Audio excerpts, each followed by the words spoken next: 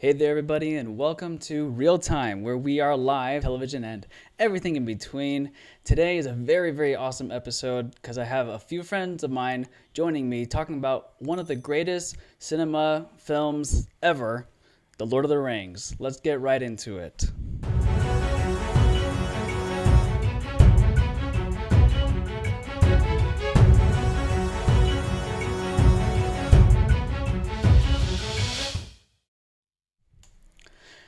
Hey there, everybody. Thank you all tuning in. Again, Mustafa Talib here with Cinema King Productions, and I appreciate every single one of y'all watching right now.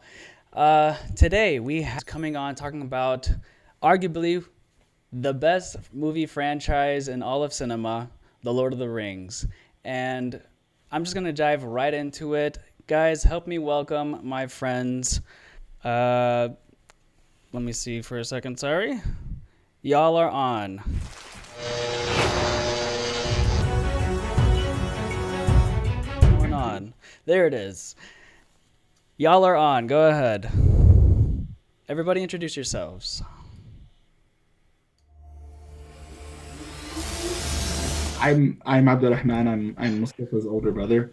I've been on the show before talking about Star Wars, and now I'm back talking about Lord of the Rings because Lord of the Rings greater than Star Wars. Oops, I said Is it. it? Is it? As I would say like the way that movies are made for sure, absolutely. Awesome. Who else do we have on here? My name is Rifaz, and I do agree that Lord of the Rings is vastly superior to Star Wars. Assalamu alaikum, guys. Walaikum salam, Ayman. Walaikum Thank you salam. for joining us. Sorry it took so long. It's all good. Who else do we have on? How do I make it so that my webcam does not adjust when I bring down the light? Well, that's something you'll have to figure out, Ayman, because we are live right now. Great. Kabati Awesome. Bros, introduce yourselves.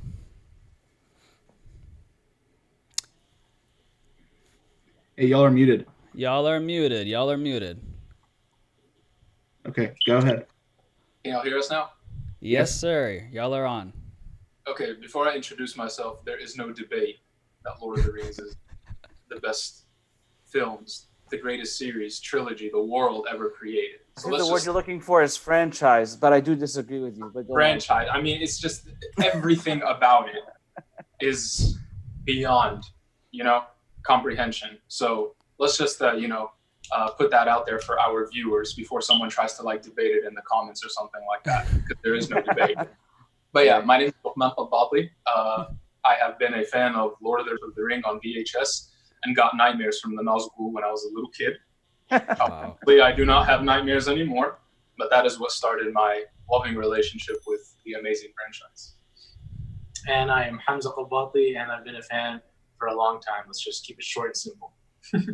So, Louqman, you said that you've watched it on VHS. When did the rest of y'all get, I guess, attached to Lord of the Rings? So, my first time was watching on a screen that was probably about 4 inches big. It went to, I believe, my first time to the States. So, yeah, it's kind of pretty special place in my heart. I wouldn't recommend watching most movies that way. The introduction to the series. I remember going, and you were there, Mustafa, and Ayman, you were there as well. We went and watched it at the cheap theaters That's in right. Plano. Uh-huh. The very first time I ever watched it, and I was like, "What in the world is this thing all about?" I was like, my first impression was, "Man, this thing is long. Good Lord, this thing is long." But Yes. wow, it's really cool.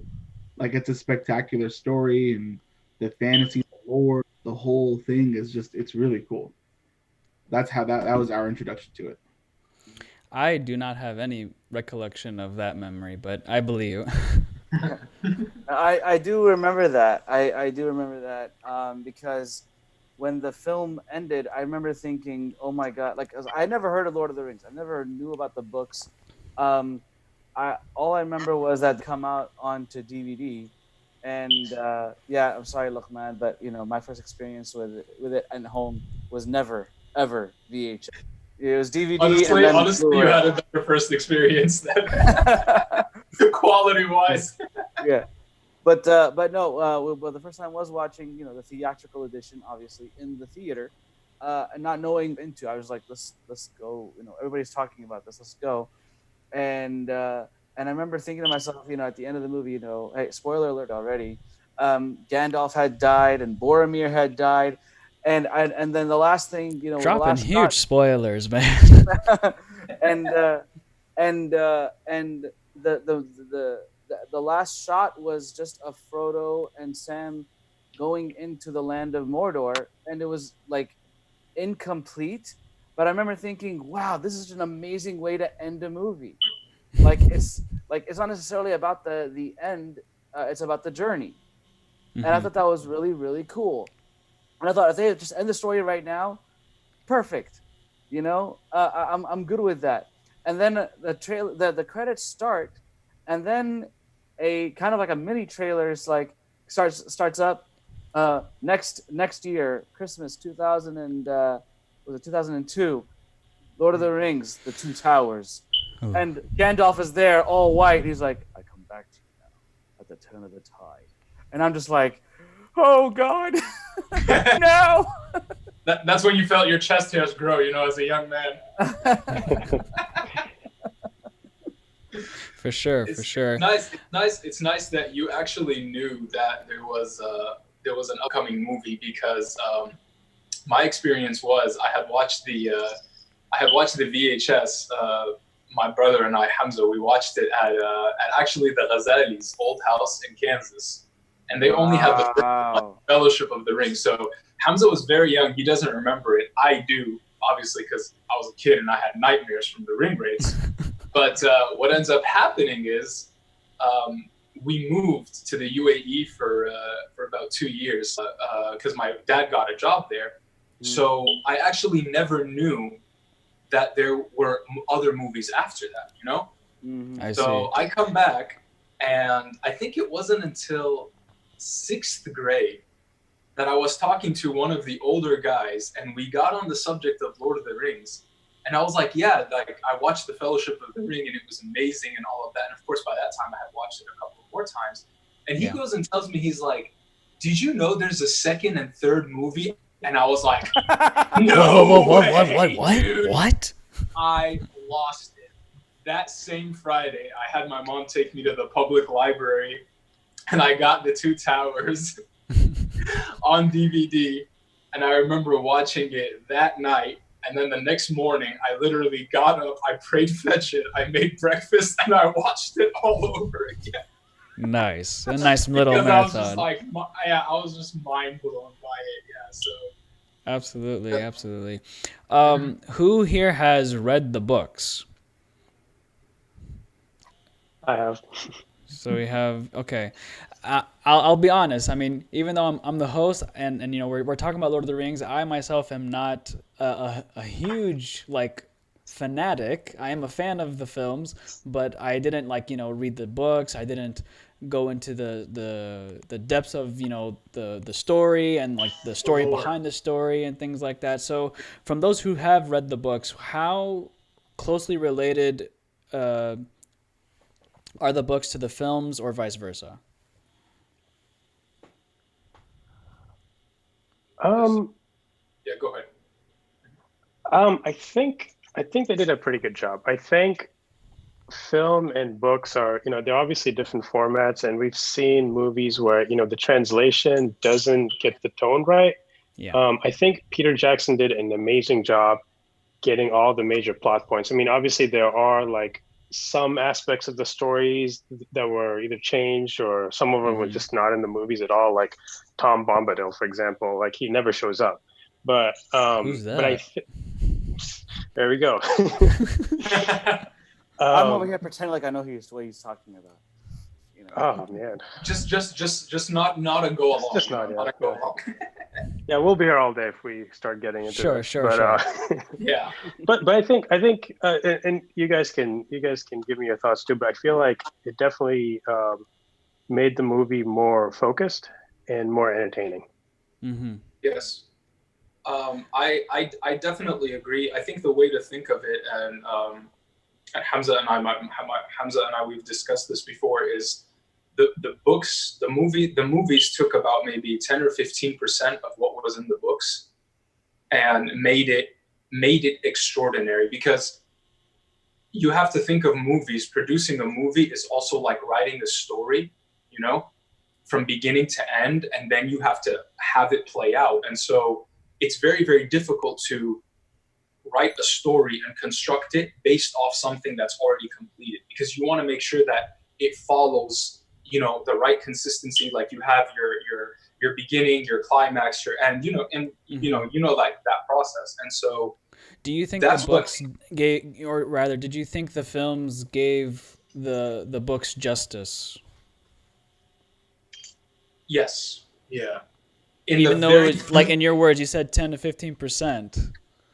I'd say it's a little bit more than that, but it's sure. the reason I say that is because the amount of content that's in the books is just so much. Right. You can't put everything in a movie. Now that's just the theatrical version. The extended took more from the books, you know, and put it together, and that's, you know, that's really where, you know, the beauty of the film is in that extended edition. And you know, like that's what I'm saying, like props to Peter Jackson and his team for being able to take literally one of the biggest worlds in fantasy ever created and being able to put it on screen, because it's very, very difficult to do that, you know. For example, a lot of people don't know that it wasn't Arwen who saved Frodo during the ride from the ring race. That was actually, it was in the books, it was Lord Glorfindel, who was an extremely renowned warrior and almost like a mage at the level of Elrond, you know. But if we were going to like thinking of it from the film perspective, if we introduce Glorfindel, now we have to have his backstory and whole storyline. Yeah, exactly. And the thing is, Glorfindel, he pops in and out of the book, so it's not like he stays consistently throughout the three books. So, you know, the ability to have to go like outside of the box and, you know, be creative to build the film out is something, you know, it's an achievement on it. So I think they were very smart in deciding, like, okay, if we're turning this into a film, let's keep it as mainstream as possible, at least with the characters, so that way we can still take the story and we can replace X, Y, and Z, but we still have a beginning, middle, and end, correct? Yes, absolutely. But you're telling me the famous line that Arwen said, "If you want him, come and claim him," that never happened in the book? Man. I want to kind of jump in here. I never read the books, but there's something that I think we definitely need to talk about in terms of just talking about the different mediums here, going from books to television or books to movies. And that is that, like, a writer can literally spend a whole page talking about, like, setting the scene up for you, literally like the scenery, right? Saying that if you look onto the rim line of the forest, or blah, blah, it looks like this, and then the clouds moving this way. Like, but in a movie or TV show, you do a pan and you're done, right? That's your whole page or 2 pages, right? So similarly, and again, I don't know because I never read the books, but like thinking about like the first maybe 15 minutes of the movie, A Fellowship, where you get that whole, you get like the whole, like, you know, the rings that were given to the different history of the ring. Right. Say again? The history of the ring.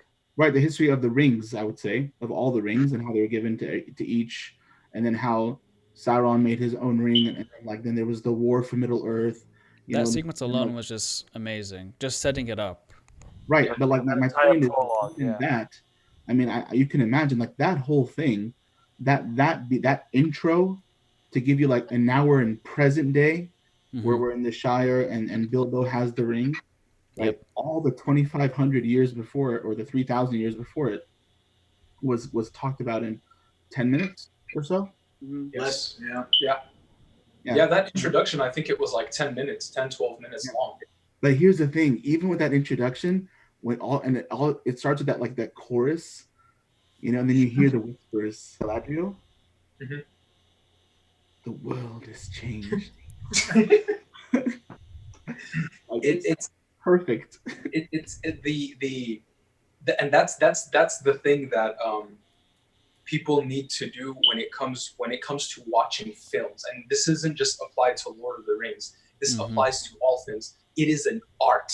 The same way we admire a painting, that an amazing artist has done. The same way we look at, a dish that a Michelin star chef prepared. This, filmmaking is another form of art. But I feel like people don't appreciate it as much as they would different forms. Like people, I feel like people would appreciate like music and food more than film because, they need to try to like really think of what goes into the background of preparing this and that. And to Ahmed's point, setting that scene, it's like the music, like everything just comes together. The music, the setting, and it's the imagery, the editing, the design, everything all comes together in perfect harmony to give you a visually pleasing experience. Yes, and that's what there are so many components. Right. Layers. Ogres are like layers. They have like onions. They have so many layers to them. Wrong franchise. I know, and don't get me started. But what I was gonna say is like to that. So I think that a lot of I feel like there's a lot of there are basically people who go to see movies. They fall into one of two camps, right? The majority I think is the whole like I'm coming here to watch this movie. If you're in a theater, or I'm gonna sit in and pop this disc. I'm here to just relax and enjoy what's in front of me, and I'm not going to think too hard about this or whatever. And the other much smaller camp is I'm going to critique every aspect of this movie, and it could be that I myself am the filmmaker, and I'm looking at the different pieces here. You mentioned something about this, and I know we're going to get into it later, but I kind of wanted to bring this up right from the beginning. Howard Shore. Oh my God. Oh my God. We had this conversation a few months ago. Louqman, Hamza, we had this conversation together with somebody else, and we were talking about the music of this movie versus other movies, the score of this trilogy, and how like a lot of times, and I can't remember what the word is for it, but there's like the music is like it acts like a background, but this is like its own thing. It's like its own like being. It's like one of the characters. I feel. The music of Howard Shore really tells its own story. Yep. Yes. It speaks as a soundtrack is supposed to. Yeah, it speaks of the horror that they're about to face. It speaks of the danger they're about to face. It speaks of the epicness of literally like the fellowshipness of the fellowship. It brings it out, and that's what we're saying. It's like you said, so many layers that just come together, and then you just have this magnificent score, Till today, like if I just listen to the soundtrack alone, like it gives me goosebumps, the soundtrack by itself. It's incredible. Yeah, absolutely. Yeah.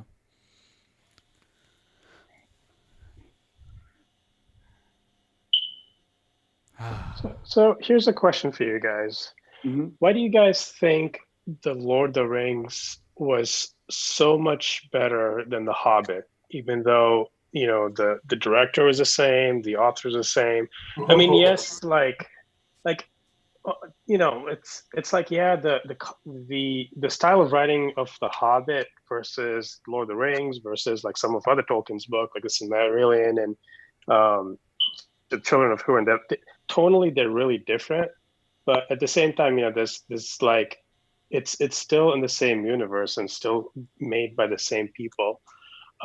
Personally, there's still a fellowship in The Hobbit. Basically, there's still a fellowship. Yeah. So what are you guys' thoughts on that? Well, I want to go with the obvious. The fact that, and I'm going to probably need 2 minutes to talk about this, so bear with me, gentlemen.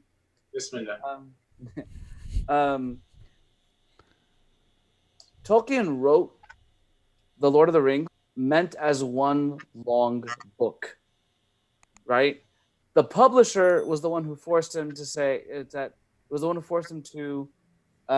make it into 3 separate books.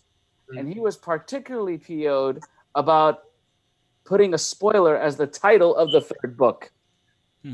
Right? Indeed. Wait, hold on a second. Aragorn is the king? To be fair, Who there are a would've lot thought? of characters that could have fit. So Well, no. What other character would have been the return of the king? He's the only one with a king bloodline. That's it. Denethor. Huh? That was for the Kabatis, Denethor. Yeah. So that's the first thing, is that the Lord of the Rings was meant to be a 1-volume book, right? But it was just really long, and even when split into 3 parts, the length of the Hobbit, if correct me if I'm wrong, gentlemen, is shorter than any one of the 3 Lord of the Rings titles. it's only like 300 pages. It's basically a short story. Yeah. So 5-minute read. now let me add to that. I remember when the first trailer came out for The Hobbit, it was announced it was not going to be a trilogy. It was announced it was going to be a 2-parter. Yes, Yep, I remember that. I remember that as well. So talk about stretching something. Now Peter Jackson, he implemented, I think for the first time in Hollywood history, and if he didn't implement it for the first time, he definitely was the one who made it successful, the notion of the theatrical edition versus the extended edition. Yep. Yes. All right. The theatrical editions of Lord of the Rings, as awesome were, the extended edition blew the theatricals out of the water. Yeah, 100%. And Peter Jackson went and did the exact same formula with a book, with a 1-volume book that was shorter than one of the 3 installments of Lord of the Rings. So talking about stretching and stretch, and add to that, make the extended edition of something that's already thin. Yep. That's what happened. Can I add one thing to that? I also think to answer the question is the way the Lord of the Rings was written, that style was not changed when it came into the production. The Hobbit, on the other hand, a lot of people don't know this, but The Hobbit was actually written as a children's story. Right. To teach kids the importance of being grateful for what you have, not being greedy, the underlying themes of the good personality traits to have in life, and and so it was really, really written for younger, like a younger audience, to introduce but them the Lord to of the the world. Exactly. And then they would read Lord of the Rings after. When they were Exactly. Yeah, and so meanwhile, the extended edition of the 3rd Hobbit installment is rated R. Exactly, and is it really? None of the Lord of the Rings films were actually ever rated R. The movie is called The Hobbit: The Battle of the 5 Armies. The whole 2.5 hours is one long battle. Yeah. I think I've blocked it from my memory because I don't remember it being that long. But and I still haven't. I remember so I watched all 3 films in the theater, and I made it a point to actually watch them in 3D in high frame speed, because that's the way Peter Jackson filmed it, with 3D cameras in 48 frames per second. And I was like, I want to watch this thing as the director intended. That's my thing, know. And then when the extended editions came out, I was like, I'm going to watch this thing in 3D. And a story that's about 4 years long, I still haven't gotten around to watching the extended editions of The Hobbit. But the fact of the matter remains that the 3rd installment of The Hobbit, the Battle, based on a children's book, is rated R for violence. Right? Yeah.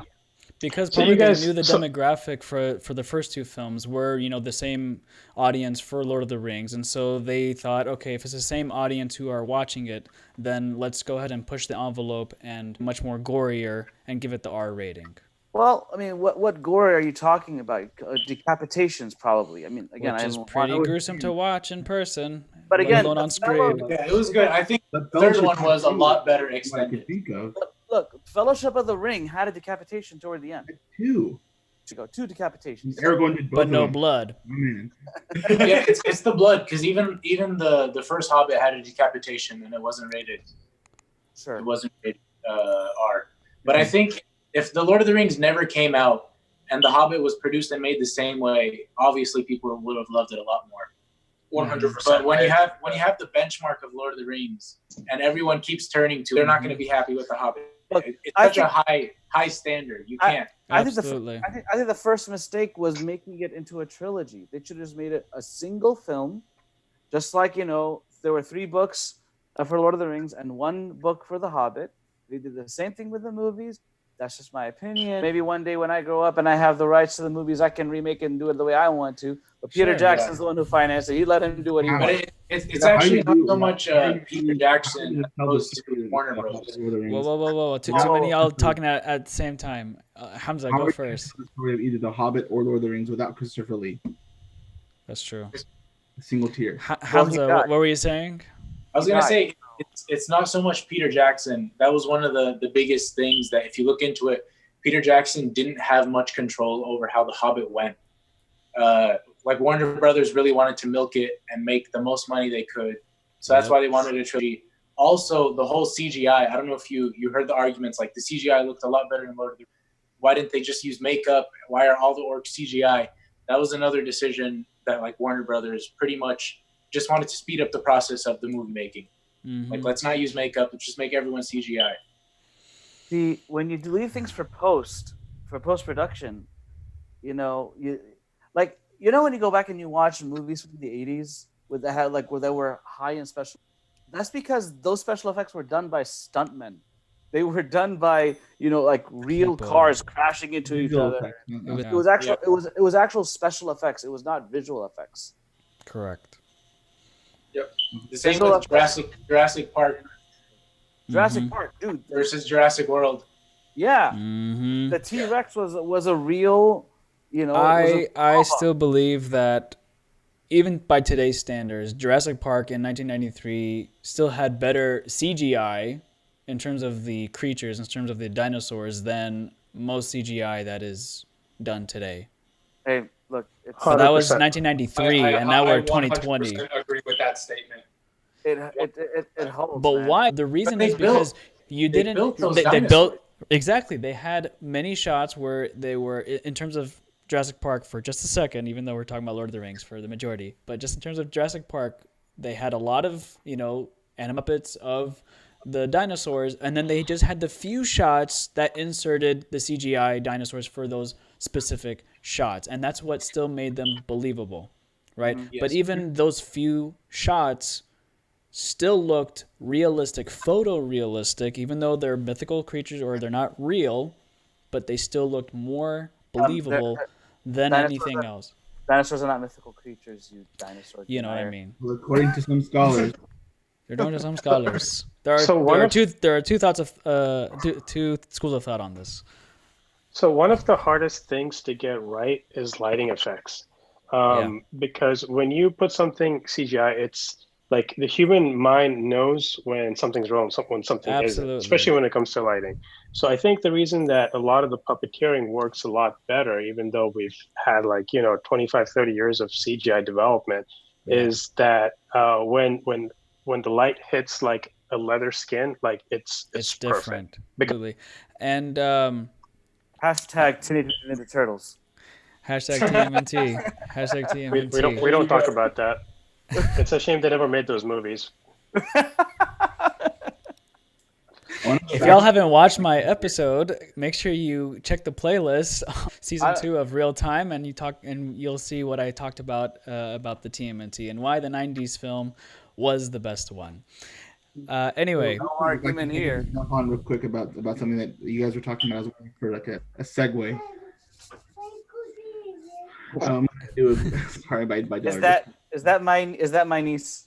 That is your niece. That is your niece. It's my niece. Okay. So when you were talking about the announcement was made for The Hobbit, right? Like I remember sharing that video, sharing the link or whatever, the trailer link on Facebook, and I actually wrote I guess I'm finally gonna know what Gandalf was talking, or what Frodo was talking about when he said to Gandalf, when Gandalf said to Frodo, if you're referring to the incident with the dragon, I was barely involved. I was like, I'm looking forward to this, and I don't remember which one of the Kabatis. I don't know which one. I think it was. Oh, I want to say it was Louqman, but I don't remember 100%. But one How of them about was like, ask them? Naugus, what is wrong with you? Get on my level. I'm sorry. I don't remember. I don't remember which one that was. Oh my god. Shoot. Yeah, the same. I mean, I everything to what everything to what everything Ayman said. I add, yep, and me too, me too, Yeah, me too, me too. Because like the announcement for 2 movies, we're like, all right, cool, and then it was to 3, and I was like, ah, God, like, Yep. come on, like the stretch, like just Like butter scraped over too much bread. Okay, so let's segue into this. For those who don't know who are watching, some of these guys are amazing impressionists of all films, but particularly with Lord of the Rings.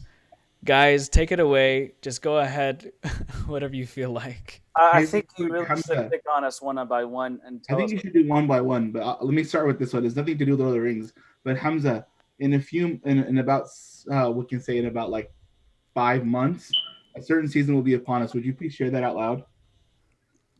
Hey, what? In about 5 months or so, 4 or 5 months, we'll be entering a new season, like in terms of like spring, summer, fall, and would you just? Winter is coming. Yes, thank you. I don't know what you're talking about. I don't know what you're talking about. I'm innocent. That was a lot of setup, man. Yeah, I Hey, you stepped up like Peter Jackson. Game of Game of Trolls real quick. I almost said Game of Thrones what I meant, and I said Game of Trolls because Also, there's one thing I would just sorry to go back, but No, you're fine. I think that a lot of people didn't give Peter Jack I personally give him credit for it, but a lot of people didn't. Is that he managed to find a way to beautifully connect a prequel that was made after the sequel, and he found a way to connect them together. That way, future audiences could watch The Hobbit and then understand the setup of The Lord of the Rings even better going into it. You know? Mm-hmm. So kind of like the Star Wars effect. Sort of. Yeah. That's actually a very good way to look at it. Because the thing is, The Hobbit, the book, doesn't. I mean, you get like a glimpse of maybe some future characters that come up in Lord of the Rings, but for the most of it, foreshadow it. But for the most of it, it's sort of like a standalone book, Mm-hmm. Yeah, I don't think there's any mention of like Sauron or there's One Ring. There's no mention of any of that. I don't remember. There was no heavy emphasis on Legolas and like his journey from going from prince to sort of like a wandering elf looking for Aragorn. Yeah, so like there was he tied it very, very nicely to Lord of the Rings, and I'm not sure if that was something that Warner Bros had pushed, but it was anyways. Like it was very, very nicely done, and the book almost did not have that at all. Yeah, and I think like some parts of the books were even retconned. Like I believe like the earlier versions of The Hobbit, Gollum was a lot more willing to give up the magic ring, and because back then it was just a magic ring, it would just make people invisible, and that was it. Like there was no big story behind it. And I think like the later editions changed it to where Gollum was a lot less willing, and he was more willing to be sneaky and things like that, if I remember correctly. So yeah, to your point, I mean these books are sneaky. okay. Big fat hobbitses. So and that's how you do a segue. So there is something I wanted to talk about with the character of Gollum. I mean, first of all, I think this was the first time in my life watching Lord of the Rings that I actually felt compassion for a quote unquote bad guy, right? Because this was the first sympathy or empathy. I'm gonna go with sympathy. Okay. Because empathy is where I You've know actually, yeah. Yeah, there you go. And Rifaz is gonna show us something. What's going on? Oh, just a visual aid. Allah. That's great visual aid. That line, man. That line I've used that line in a few khutbas. Yeah. We'll get to that in just a second. Ayman, go ahead and continue. So what? So like how as a character, the way he was written, right? Gollum / Smeagol. He was a very well-rounded character. You get it. You understand. You don't agree with him, but you understand, right? And the depth of his character as it was written, it's a real testament to the writing because it carried over into what happened on the set. Andy Serkis, when he was hired to do the voice of Gollum / Smeagol, he was only supposed to be the voice, and that's it, full stop, right? But Andy was insistent on on participating physically for the role, so much so that when he was on the set with Elijah Wood and oh my God, I'm drawing Sean Astin, okay, when, on the set they would do the scenes together. And then they would film it again, but without him, so that everybody knew their cue and their mark, so that where the animated Gollum would go in. And I remember watching the behind the scenes, and I remember like them, the producers or the VFX people saying there were some scenes where they somewhat followed Andy Serkis's performance. And there were some scenes where they completely abandoned Andy Serkis's performance. But I remember specifically that in the schizophrenic scene that he had in the Two Towers, that scene, they followed Andy Serkis's facial muscles to the T. Yes.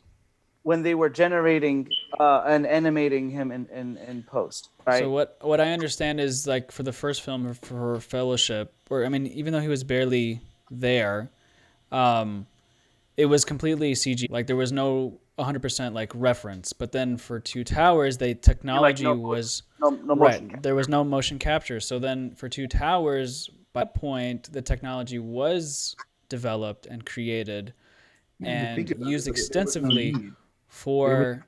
There was no need for motion capture in Fellowship. Correct, because it was just a few scenes, but just a few shots really. And then for Two Towers, yes, the technology was developed and they used it extensively to basically do two shots, one shot with Andy in it, and then have the exact same shot as a clean plate to fill in all the gaps, which was just remarkable because that way they can use his performance, they use his voice, and then the actors have something to actually interact with, which makes it a better performance out of them, and that just makes the scene so much. To your point, Ayman, what you were talking about, how you felt like sympathy for Smeagol Gollum, it's kind of like it's really interesting because you as an audience member are kind of like Frodo was in Fellowship, and you see how Frodo is as he progresses from Fellowship to Two Towers to Return of the King and his relationship with Smeagol and Gollum, right? So like in the very first time he ever really talks about him, he's talking like the poster that Rifaz just showed. He's talking with Kitty, right? It's a pity that Bilbo didn't kill him when he had the chance, and he's like, pity. There's pity that stayed his hand, right? Yep. Then he starts to talk about him, and he's like, he's tormented by this thing, and as it's going through, as the movies progress into Two Towers, as like Sam, as Sam and Frodo are making their way to Mordor and their journey with Smeagol Gollum, Sam's like, you can't trust him, this and that, and there are times where Frodo like lashes out at him, and he's like, you don't understand what he's been through, and he as a character now is starting to feel it for as little time as he's had the possession, or he's been in possession of the ring, and how it's affecting him. Yes. Yeah, which is why, I thought it was such an amazing creative motion on Peter Jackson and the team to open up the Return of the King with a flashback. Yeah. That whatever you're about to see about Gollum, you cannot trust him. But that was only in the extended edition, though, right? Nope. No. It Nope. opened up that scene in The Return of the King. There's actually a story that I read on Quora because I was like just like looking up like different questions about Lord of the Rings, and someone posted about this, and it was actually like really, really quite beautiful about the subject Eagle and how he was written by J.R.R. Tolkien.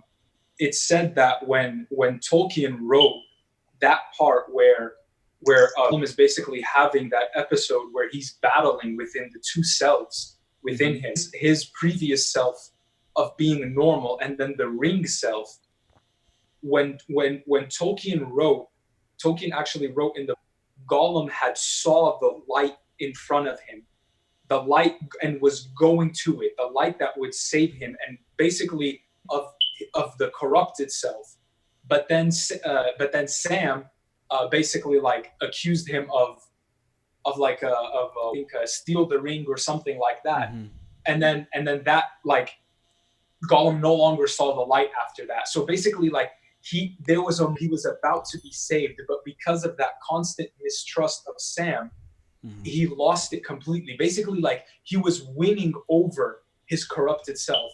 And when J.R.R. Tolkien wrote that, he actually cried while writing that. That's how much like it impacted him, because you see someone who is really, really struggling to want to be good again, but then because of the mistrust and that, it's like he slipped from being saved. Yeah. So it was a really, really like interesting backstory to that scene in the Two Towers. Right. And that's like the schizophrenic scene that he had in Two Towers, right? I remember watching that scene, and I was like, "Oh my god! Like I'm really like I'm invested in this character now." And at the end of it, you know, when I'm gonna do the impression now, and when the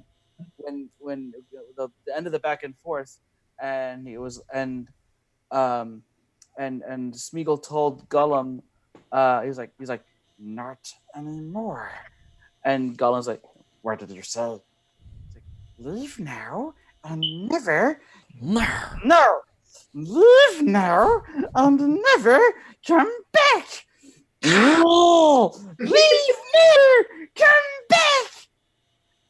And then there was no back and forth anymore, and it was just on Smeagol, and he was liberated. He was like, "Gone, Smeagol is free!" Like when he did that, I was like, "Oh my!" I was about to jump for joy in my seat in the theater. I was like, "Oh my god, I'm so happy for you!" You know, like it was. I think that was a reflection of what you were talking about there. Yeah. And again, that goes back to how well the character is written in the book, and then how well it's being portrayed, like he or she is being portrayed in the films. Yeah. And how much like Andy Serkis, like his career was launched. Yep. This, right? Someone cursed to wear a mocap suit and tidy whities for the rest of his life, but I mean, that's all he's been doing since. So we have Lord of the Rings, and then he was in The Hobbit, obviously, but that was much later. But like Lord of the Rings, the next King Kong, and he did the Planet of the Apes. The what? The Planet of the Apes. Correct. He also did 13 Going on 30, in case you guys didn't know. Oh my god, I know that. No, he went on and directed his own version of the Jungle Book for Netflix. Right. And he no cap for that as well. It's really interesting because he actually I think so. Just kind of not to get too off topic, but a lot of the people who took issue with like the Lion King remake, specifically the Lion King, they're like there's zero. I'm one of them. Those people. Right. There was zero emotion in the characters' faces. Right. And you compare that. Right. It was exactly. That's because that's the way. I'm happy. I am sad. Yes. Can't tell. Right. I have an idea what you're talking. Don't, okay. Please, for the love of God. I will maintain my opinion of not wanting to watch it. I would disagree with that. I would say go ahead and appreciate the original Lion King that much more as a main as it is. True. That's a good point. Yes. But the reason I bring this up just because he was talking about how hard it would be to show these emotions on these animals' faces without having mocap, right? Without having this motion capture. And so he insisted on it as a director. He's like, I want them, even though it may not look as realistic as it's supposed to. Like, Like a Black Panther's not supposed to be able to smile. Smile. But a Black Panther's not supposed to be able to talk either. So let's If we're breaking the rule, just keep going. Absolutely, yeah. like if never mind. We're not here to talk about Lion King. So let me pose the question then. All three films. I don't think I've watched extended. Please forgive me. I've watched all three theatrically. You haven't watched the film. For a while. Extend. And so Listen, my favorite is Fellowship. My favorite is just because I felt like you need to go spend a whole night doing Toba, and then the next night of watching Lord of the Rings back to back. So we're gonna talk about connecting it to religion in just a second. We're gonna talk about connecting it to religion in just a second. Hold on. Mustafa, I'm gonna support you on this because you now have the opportunity to experience something that the rest of us already are familiar with. That's true. Appreciate it. So sometimes I wish actually. Go ahead. I actually told someone this the other day. Not the other day. It was like a year or two ago. But they were like, "Yeah, I never seen the Lord." Like, I wish I'd never seen the Lord of the Rings, so I could appreciate it more. Right. It's so true.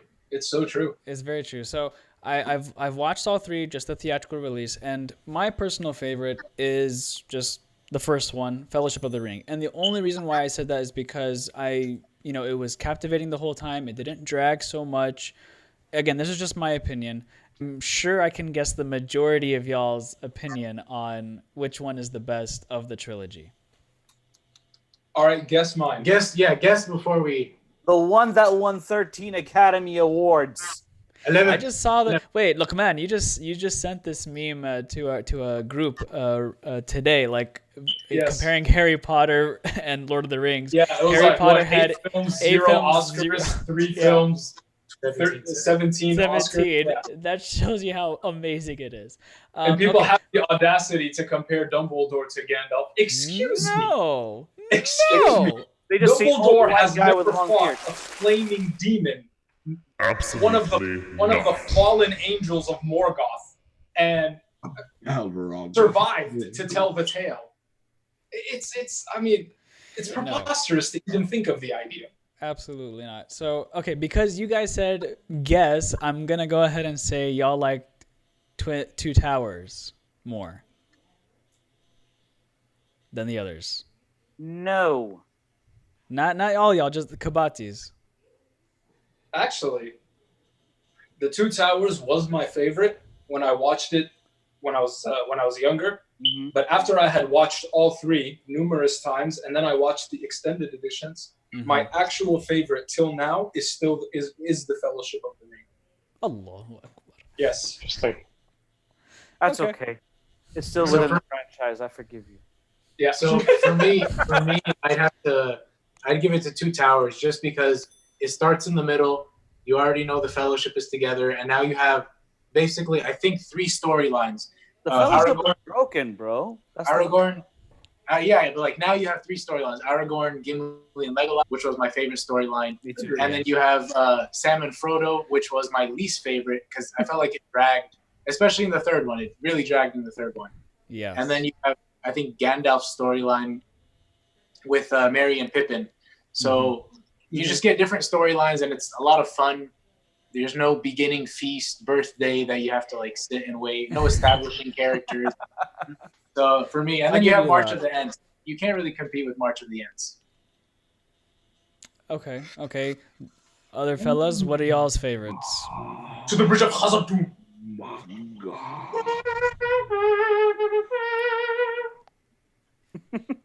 That was amazing. You can't forget in the Two Towers, they're taking the hobbits to Isengard.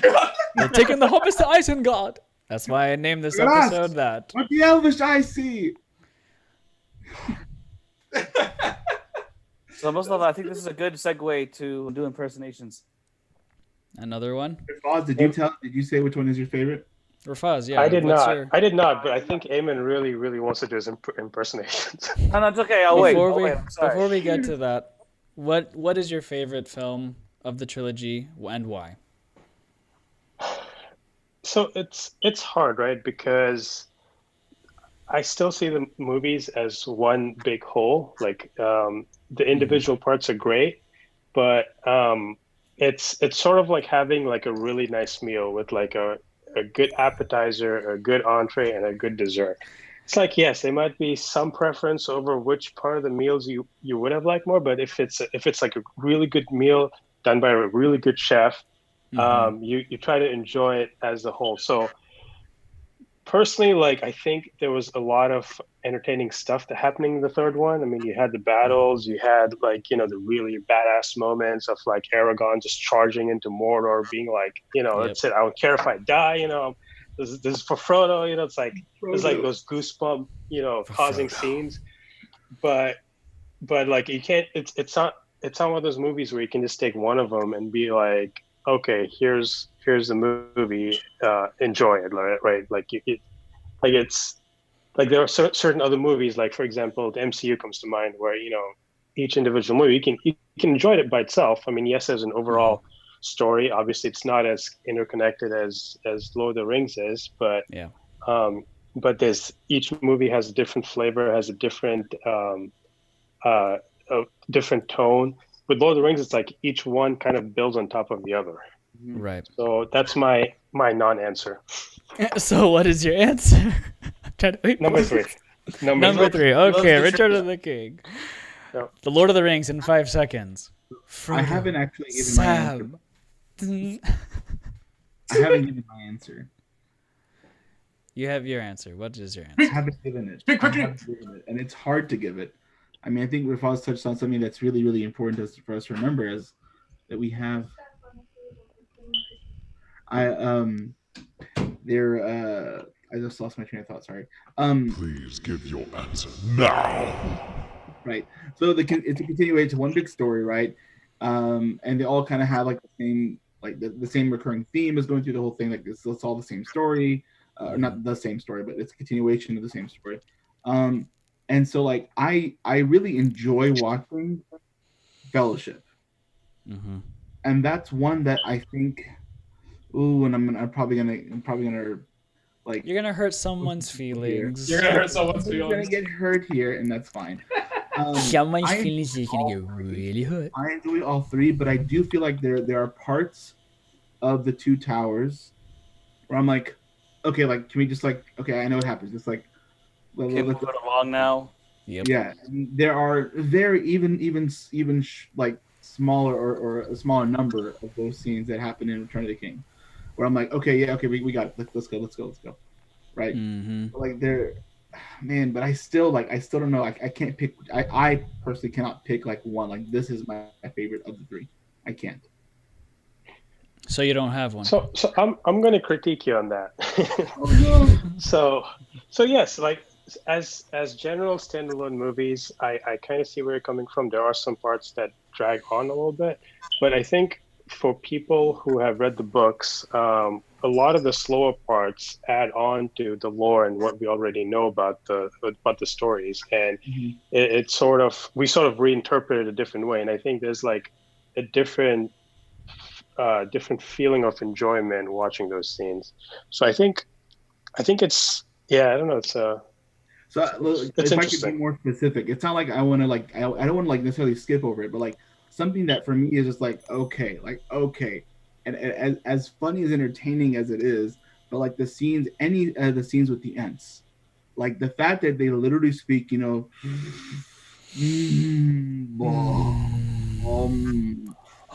not a tree. Shire folk. You like I'm like I get it. I'm not a tree.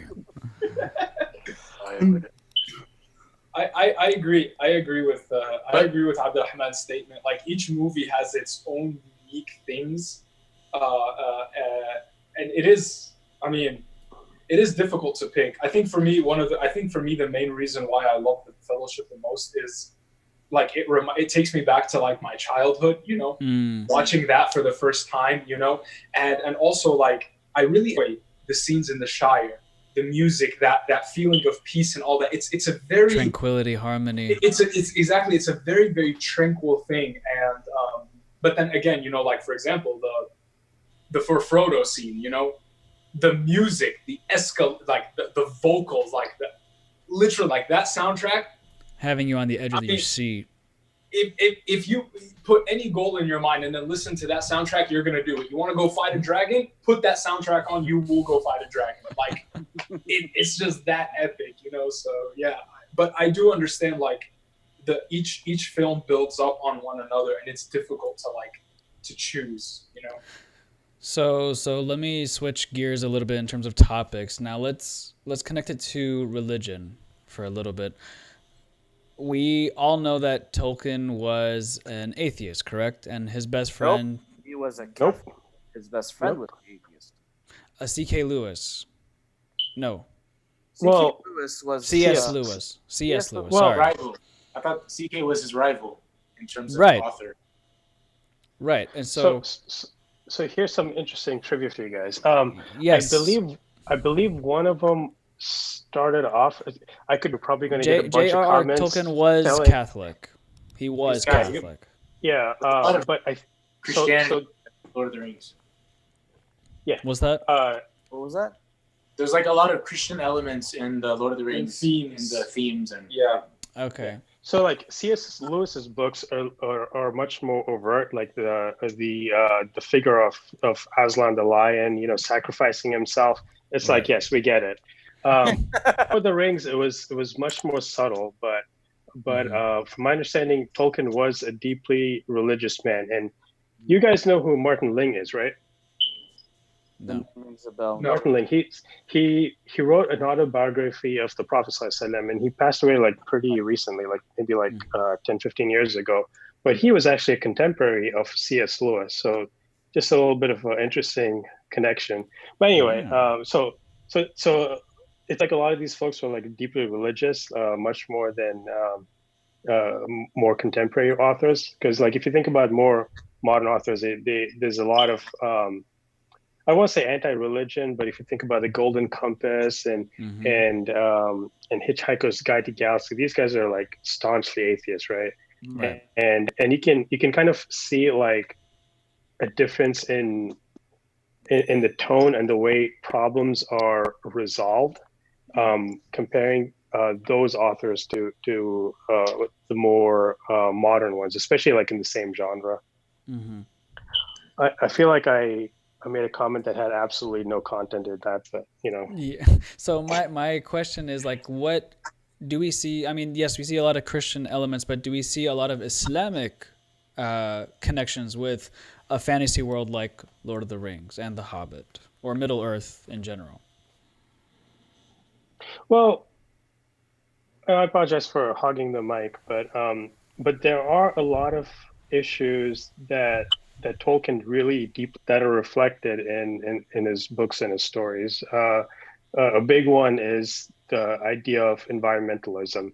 Now, this is like, you know, like about 100 years, almost 100 years ago, and environmentalism wasn't really a thing that a lot of people talked about. That became a more back then it was much more of a radical idea, especially if you consider like the geopolitical circumstances where, you know, Lamis had just gone through 2 world wars and they're still building back up. No one cares about the trees, right? But here's a guy who's writing about the forest and about how they have feelings and things like that. Gosh, there was something else I wanted to mention, but now I'm blanking. No, like he was talking about, you know, like nature versus industrialism, yeah. Machines versus nature, right? It's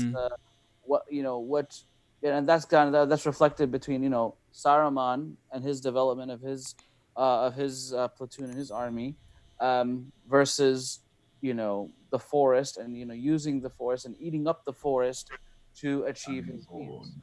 Yeah, and you know, and like Islam is like a religion that's not just about going to the masjid, right? So there are aspects of a religion that say that we have to take care of our environment.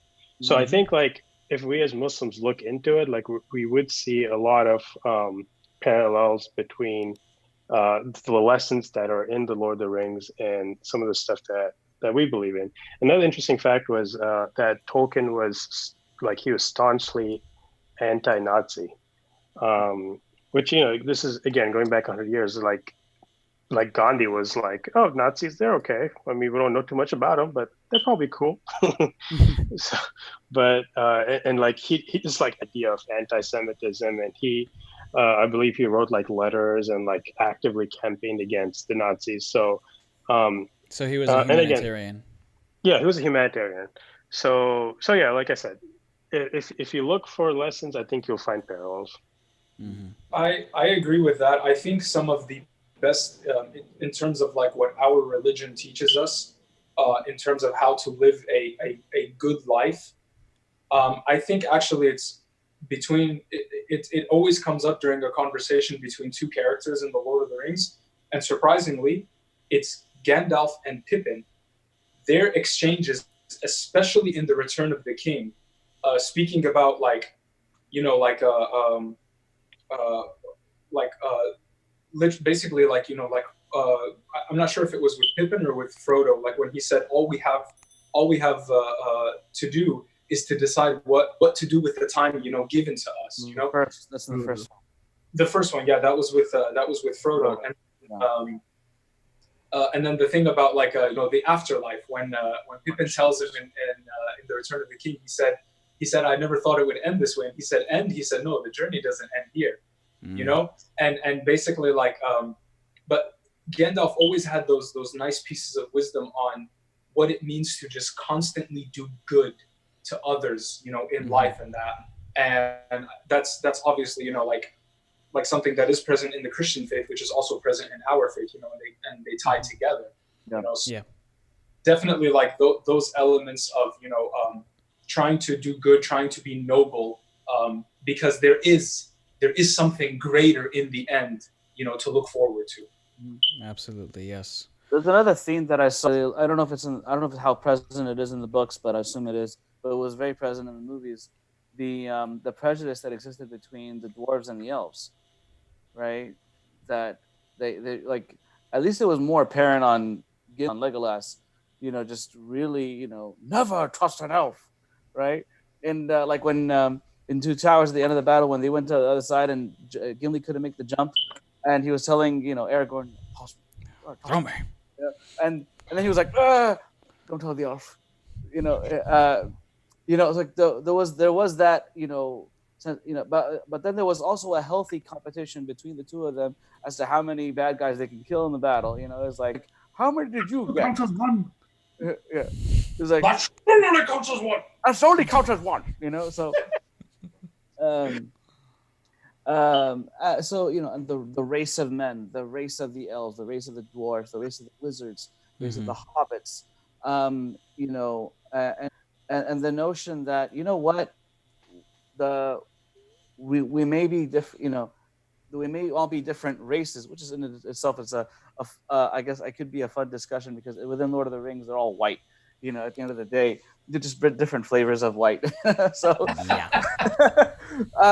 But if you were to transfer that quality, it's like okay, you have your dwarves, you have your elves, you have your men, you have your hobbits, you have your wizards, but at the end of the day they are all part of Middle Earth, and every race had to get together to fight this common enemy, otherwise it was going to cost them their existence. Yes. Mm-hmm. And there's a huge lesson to take home from that, you know. Well said. I think that's very profound. There's a poem actually, and the poem, I think, is it a poem or is it something else? Where it says like, first they came for fill in the blank, and I wasn't one of them. It was a saying, yeah. So I didn't care, or it didn't affect me, so I left it alone. Next they came for fill in the blank, and I wasn't one of them. And he says it's like 3 or 4 times. The person says it's 3 or 4 times, and then he said, then they came for me, and nobody was left to defend me. Right. First they came for the Jews, and I didn't care because I wasn't Jewish. Then they came for the Catholics. Yeah, so I like the line from Elrond. They came for the communists. I didn't care because I wasn't me. There was no I like the what's it called, the line that Elrond said. He said, what does he say? We're all connected to this. We all share this fate, this one doom. Yeah. Abdur-Rahman, you said earlier, with the Rifaz's poster, there was a quote. You said you had used that in a khutbah. Can you elaborate? What was the quote? Frodo says to Gandalf, he says, "I wish the ring had never came to me. I wish that none of this had happened." I wish none of this had ever happened." Rifaz, can you speak for a little bit just so we can see the image? Oh, yeah. That There he makes is. more sense. Yes. Okay. I wish the ring never came to me. I wish it never has happened. I wish none of this had happened. So do all who live to see such times, but that's not for them to decide. All we have to decide is what to do with the time that's given to us. Now I feel like we have to do it in Gandalf's voice, otherwise it's not going to work. All right. So do all who live to see such times. Close enough. Not for them to decide. All we have to decide is what to do with the time that is given to us. Oh. The way you ended it with like the slight whisper is very Gandalf-y, the way he talks and Sounds like you gotta do the I will. the speech that Gandalf does in front of him. So we're gonna hold on to that. But Abdur-Rahman, to to the your point. question, Yes. To answer your question about like how did I use that? So so the whole point is that a lot of people like they'll think to themselves like right, and be like, why did this happen to me? Right, like and they literally would like almost word Why for word me? exactly. They would almost say word for word exactly what Frodo said. Like, I wish this had never happened. I wish none of this ever. I wish this thing never came to me. Right, and so we find ourselves in these positions, where there's people around us or some sort of temptation or whatever the case may be, and so his advice is a sound advice. It's a very wise thing to say, which is nobody likes to be in these situations. But what it comes down to is how do you decide what you're going to do now that you're in the situation, right? And I think that's the thing that I like extracted from it is like here's the thing, like people, you look at whatever situation that you're in, you're like, this sucks or whatever, but now okay, is there, how am I going to respond to it? It's a moment of growth. It's a moment of truth. It's a moment of vulnerability. There's But a then song in it somewhere. how do you come out of that? Yeah. Hey, Awesome. Go ahead. I found something in the Golden Tunnels. What did you find? My courage. That's very good. You will need it. You are neither. Was that Bane? I actually think one of my favorite moments in all three films is when Aragorn pulls Gimli out from under the snow when they're taking the pass of Caradhras in the Misty Mountains. And Legolas is obviously like barely shaken. The man just walks on He's on the snow because he's so light. And then you have everybody's like, oh, oh, and then Gimli's just. And I think John Rhys Davies, just as an actor, when it comes to his expressions, are just so magnificent. That like little like that movie that you just did, the sound reminds you a lot of Beauty and the Beast when he's getting out of the bathtub and he's like, it's the same exact, like. It's perfect. So that actually leads me to another discussion, I guess, which is revolutionizing the camera work, the cinematography, the camera tricks, the practicals, and integrating it with visual effects. Hobbits being much shorter than the average man and having them in the same shot as people who are in real life the same height, like. The actor who played Gimli, he is a tall man, correct? Yeah, he's super tall. Yeah, he's super tall. So how does it that they design it and make you believe that he is a dwarf? Obviously, having stunt doubles and then stand-ins for the wider shots and stuff like that. But then there was I remember, I think it was either in Two Towers or Return of the King, the seamless shots of Merry and Pippin when they were in a battle of some sort. Correct me if I'm wrong, guys. And it was the end of right. It was the Two Towers, and you see them going under the horse, a real sized horse. Like it was just so. It was such a simple shot, but yet it just made it so much more believable. right? Even though you see the behind the scenes and like, oh, they're all the same size, and then they do these camera tricks, whatever. But then to have that integrated, you know, the shot for shot, and then also when they were in, I think it was also Two Towers when Merry and Pippin were on the, no, it was Return of the King. They were on the table dancing and drinking, singing that song. What's the song, guys? Do y'all know it? Dun, dun, ding, ba-da-dun, dun, da, ba-da-dun, dun, da. I don't know. Comes from the dragon. That's all I remember from it. But I mean, they matched the lighting so perfectly, and the camera work that it just, again, it made it so real. And I think that was so amazing as you know, just visually pleasing. Fellowship. And go back to Fellowship, like go back to the Fellowship. Yeah, one of the most impressive shots is Gandalf interacting with the hobbits, right? Right, the forced perspective. Like when he arrives at Bilbo's house, right? He's like, "What about old friends?" And here he opens the door and he sees Gandalf, and he's just like, "Bilbo Baggins." He's like, "Oh my dear Gandalf!" And he runs to him, and Gandalf like stoops down, like significantly taller than him. It's like, whoa, right. I mean, that was obvious, you know, a stand-in. Yeah. But like the shots, the inside shot, exactly. So they actually set up two different inters, and it had to be exact. They had to be exact so that when they shot the shots with Ian McKellen, that it matched the shots with, oh my God, they're both named Ian, with Ian Holmes. You know, so this is the one shot I never forget. Ooh. Oh!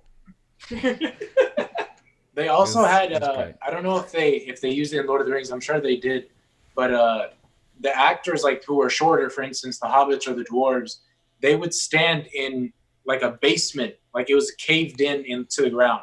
So you had everyone else standing on the regular level, but the people made to be shorter were standing inside some platform that was caved in, like I said. Just for those few wide shots, right, to show everybody. What's it called? Riding in the, like when Frodo meets, you know, when he meets Gandalf, you're late. A wizard is never late, Frodo Baggins. Nosy precisely when he means to. Right? And you see him like jump and like cling onto him, and you're like, well, there's a huge size difference there. And then later on, you see like the shot of them sitting next to each other. And here's Gandalf. Yep. And here's Frodo. And you're like, that's the forced perspective, yes. Like, how do they do that? It was amazing camera tricks. Rifaz, you were about to say something.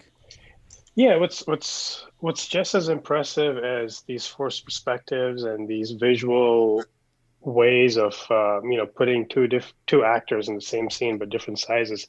I think it's just as impressive that Peter Jackson did such a good job of making sure that the actors were actually talking to each other, that the conversations and the chemistry like really shines through.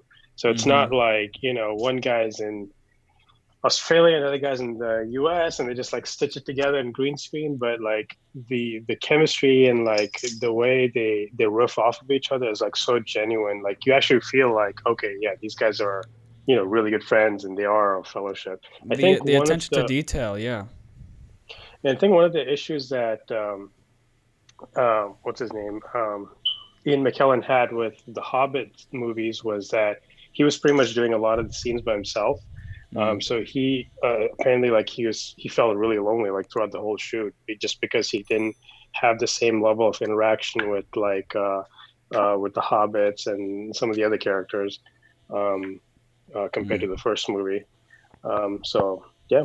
It does affect a performance.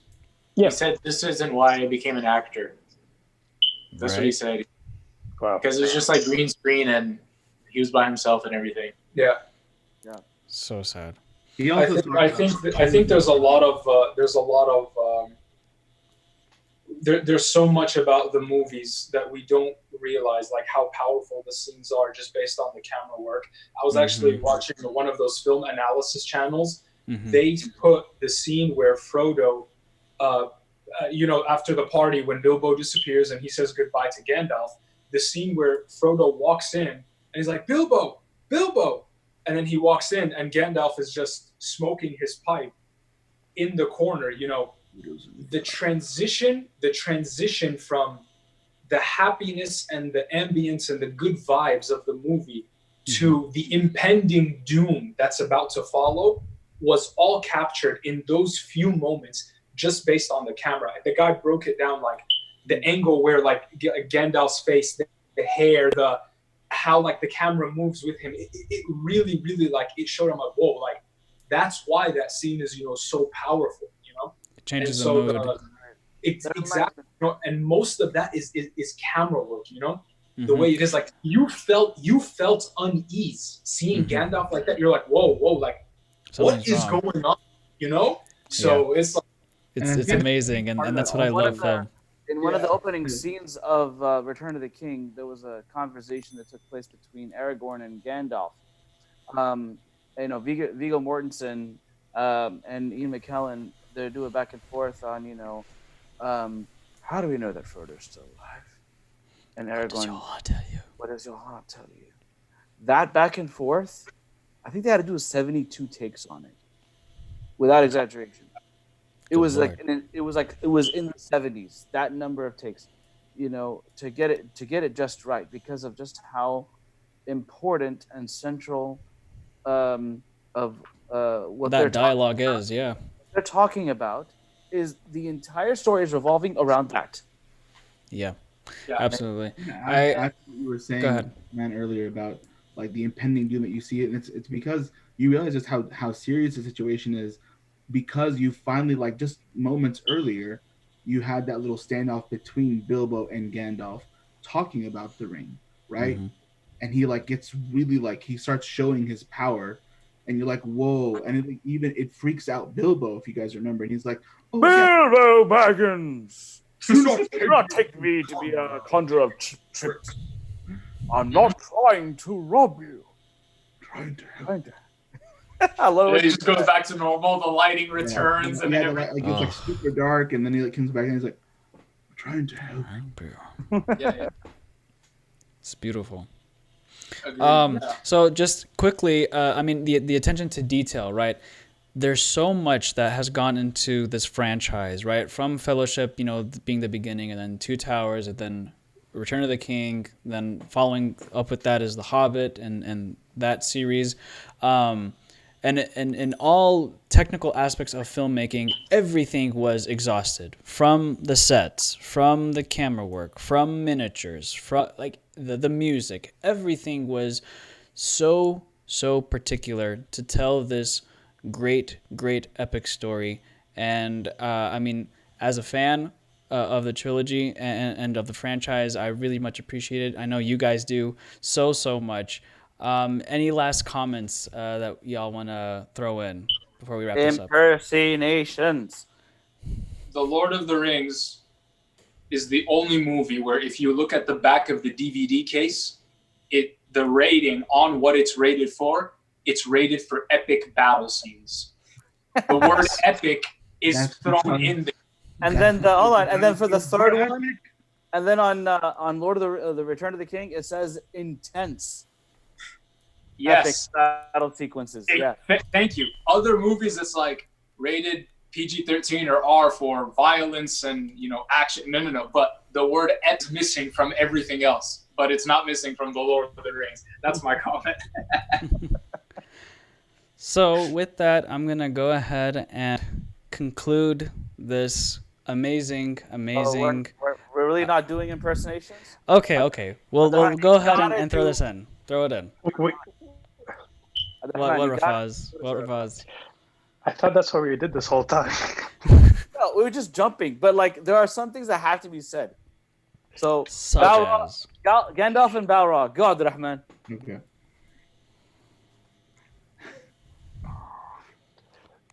All right. Bismillah ar-Rahman ar-Rahim. All right. In the name of God, the most gracious, the most merciful. All right, here we go. You cannot pass! Gandalf! Thank you. I got you. I'm the servant of the secret fire, wielder of the flame of Arnor. The dark fire will not avail you, flame of Udun! Then he strikes him down. Go back to the shadow. And like roars at him, right? And then you, as a teacher, love to say this following line. Go ahead. You shall not pass. It's on the back of my You know, car. all you needed is the gray beard, and honestly, you would pass if you would pass as Gandalf. Thank you. Any other impressions that we want to exhibit? Oh, Hamza, can you do a? I know we'll get Ayman. I know Ayman wants to do a Gollum. I think Ayman, your Gollum's a little one. Hamza, will you do a Gollum from Two Towers when he's like, "What did they take from you?" With Faramir?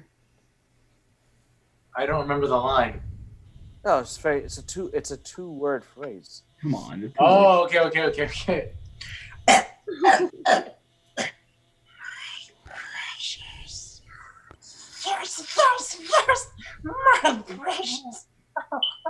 That's not what I was talking about, but it's still good.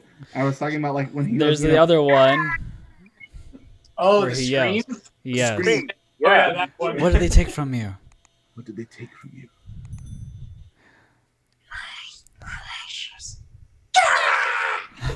No. It was like this. He was like, Abdur-Rahman, set me up. Abdur-Rahman, set me up. Abdur-Rahman, set me up. Okay. He goes like this. What did they take from you?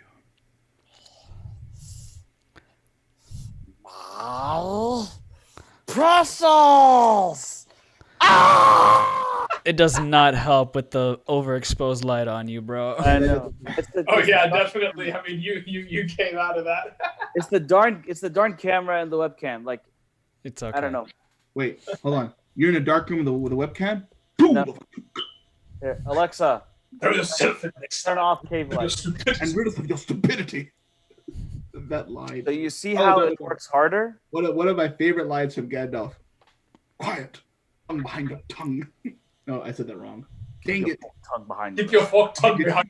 Keep your forked tongue behind your teeth. It's like That one was. Silent. I'm trying to think of what other one that I really love.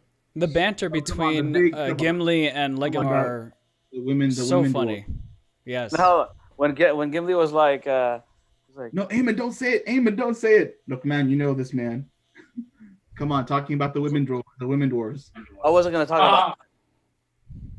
let him do this one. Let him do this one. Oh my god. I'm trying to remember how it goes now. Some say that there are no dwarfish women, and that they just come springing from the ground. I forgot. There was another line that he said. And Aragorn was like, "It's the beard." It's the beard. That's the one. Yeah. With big hairy women. Oh, Drunk Gimli. Drunk Gimli is definitely the best. I thought it was a very interesting choice that in the Hobbit movie, seeing as how the central characters, or the bunch of them are dwarfs, and there was not a single dwarf lady. That is interesting. I'm saying that there are no dwarfish women. That's it. Well, I mean, I've you never had your seen answer them. in the first How do I know one. they exist? There you go. That guys, I'm gonna go ahead and wrap it up, but I would like to wrap it up singing from Return of the King. Ooh. What about the song from the Hobbit? The last don't know. goodbye, yeah. I don't know it. Let's go with Pippin's song. Let's go. Okay. Forgive me if I'm a little off. We're live.